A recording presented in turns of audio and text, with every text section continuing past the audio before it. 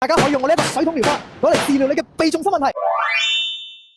Hello， 大家好，我係歐洲 Sir 啊，今堂課幫大家解決鼻中心嘅問題。網絡上咧有好多鼻中心嘅方法啦，有舉起隻後手，但係你依然係會鼻中心喎，或者係摸住個膝頭哥，你依然都仲係會鼻中心喎。今日我哋會有一個道具幫大家解決鼻中心問題，道具出場。好啦，我哋嘅道具已經隆重登場啦。水壺療法要記住兩個重點，第一就係沉肩，係啦，第二就係收胯，唔好頂返出去，一定要收胯。咁樣我哋喺滑行嘅過程中，我哋就唔會鼻中心啦。我哋水壺療法最大嘅優勢就係你滑攰咗，仲可以現場飲水。咁咪又充滿力量啦 ！Go go go！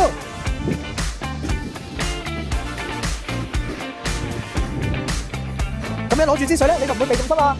大家可以用我呢一個水桶療法攞嚟治療你嘅鼻中心問題。你練3日之後，你會翻嚟多謝我噶，仲快啲去用湯練起身 ，Go！